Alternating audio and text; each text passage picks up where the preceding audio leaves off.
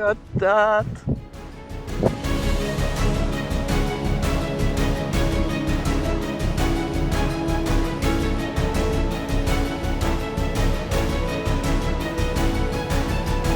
Welcome to the second part of this video, where the disaster happened.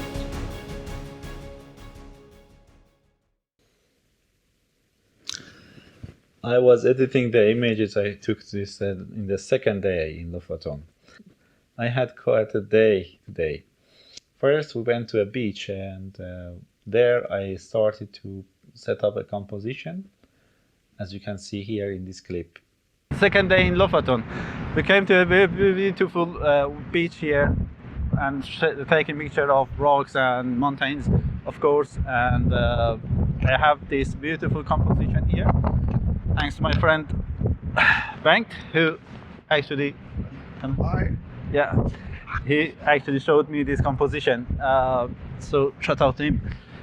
For this composition I put my tripod very high, as you can see here. Let me show you. So I put my tripod on these rocks to get high enough, and here is the scene that I'm taking picture of, using these leading lines here between the rocks, mountain in the background, and water that comes through this canal here. The reason I put my tripod high enough is to avoid these dark rocks here covering the bottom of the mountain.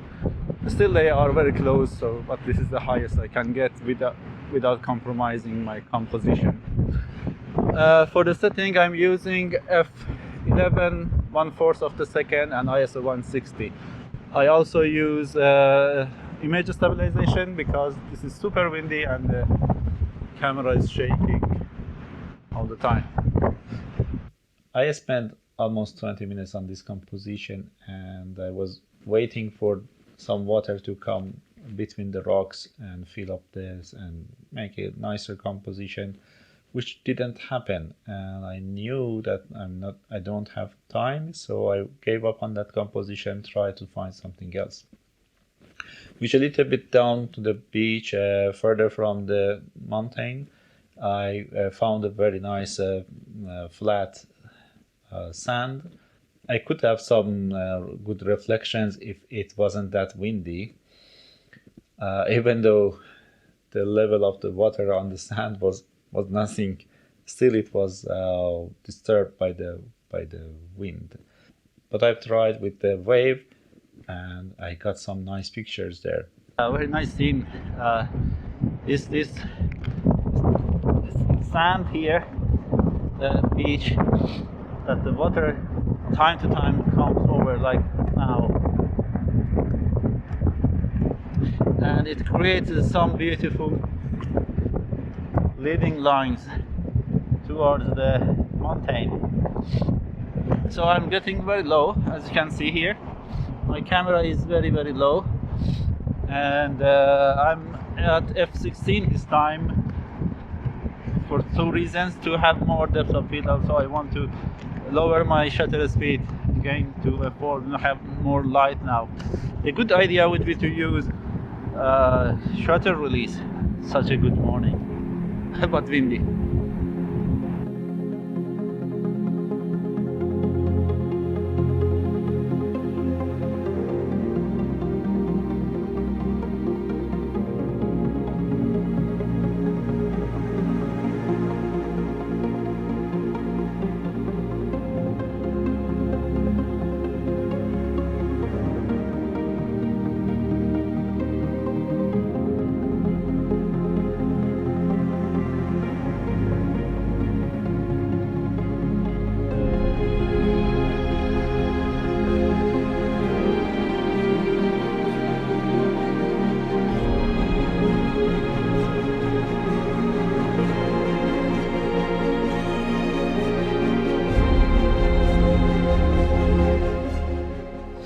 Then we started to go towards the next location.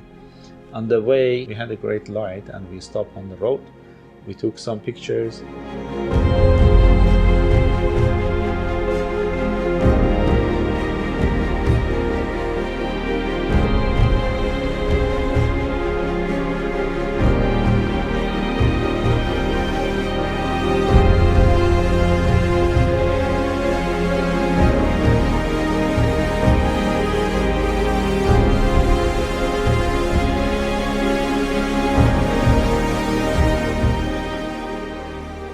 And then we continued the road. We found a very, very nice view over mountains, and we had a very, very dramatic and exciting moment there.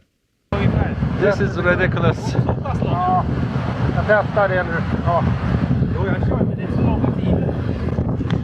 This is how quickly weather changes here in Lofoten.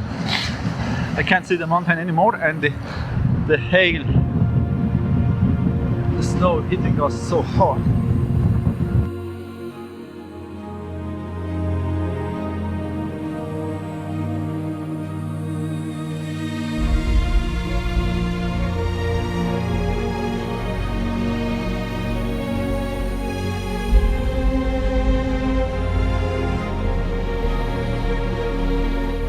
Ladies and gentlemen, let me present to you the most spectacular view and light in the world.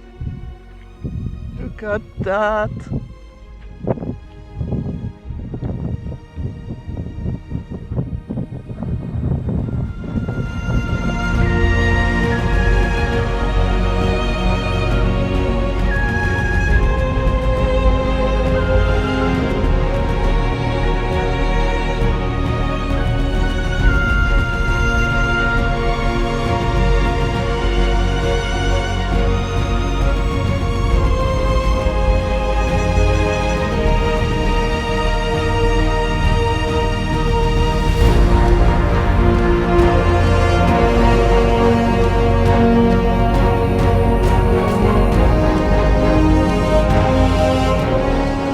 That was the best experience day, I think. And then we went to our second location. That was another beach, and I was struggling there. I couldn't find a good composition, and I wasn't happy with my photos.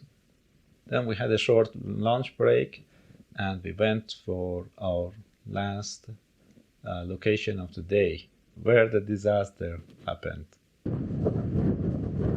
It's super windy. We came back to the same beach that we have been last night, and I was on the little bit on top of this road, taking picture in the darkness from this side. But now I'm down to the beach, and I'm trying something different today. But we have amazing waves here behind me,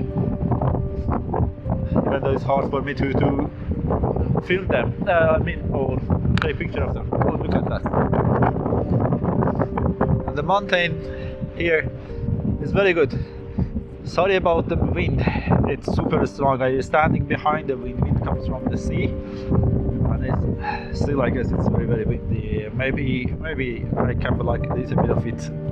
I hope you don't bother too much. Okay, let's get to photography and find the composition. We have only one layer here, and the light is going down, disappearing quite fast, and bad weather comes and goes. So maybe I don't have too much time. I'm trying to find a good composition, something good for foreground to take picture of that mountain. But it's very hard here because of all of this foam and clatter and distractions that already comes from the sea and covers the beach. Hot, very hot. But I'm trying. Finally, I guess I'm up to something. The line of this rock here in front of me, and the line of rocks that they lead to the mountains, kind of. And I'm waiting for the waves to come and create some patterns with the water here. I'm using f/16 and 1/8 of the second for shutter speed. And just focus once on the mountain, took a picture of the mountain, but then I'm taking a picture focusing on the rock. But I might change and focus on mountain again because the light has changed. Sometimes the water comes quite high and it covers the stone, which might work. I haven't checked them yet. It's a little bit dangerous here. I guess the tide is coming.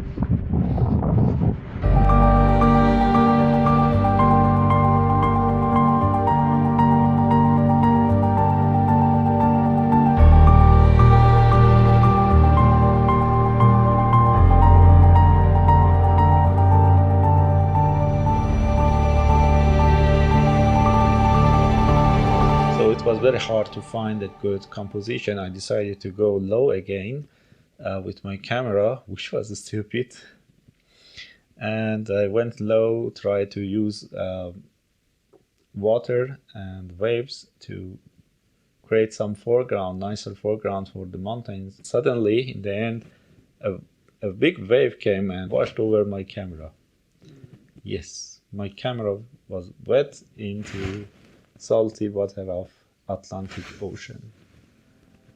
And I don't know what's happened to the camera. So I came just as soon as I got to the car, I tried to clean it, dry it a little bit, put it in a bag with some moisture absorbents, and as soon as I got to the hotel, I tried to clean it again. I actually washed it, believe it or not, because I wanted to remove the salt from the camera, and then I dried it again and I put it in a bag of rice. Now my camera is resting in peace in rice. Hopefully it can turn on again tomorrow morning, because I don't have second camera, and or maybe it won't work, or it's I don't know what's happened to the camera. And I know that it has to wait and rest in the ice for a few days at least, which I don't have. So I have to risk it. I have to risk it and turn it on. If it works for a few days, maybe, or maybe it will die immediately or will die later on. I don't know. Well, I was sad a little bit, of course, but then I thought maybe it's not at the end of the world. At least I could rescue my images, and I guess I got some very good pictures here today. So I'm kind of happy. If that's the end of the trip for me, and still it's not the end of the world. Of course, I'm gonna miss it. Either I have to use this small camera here to take pictures or videos, or I have to use my phone. That's the worst case scenario, which none of them are great for photography. At least with my phone I can take some raw images.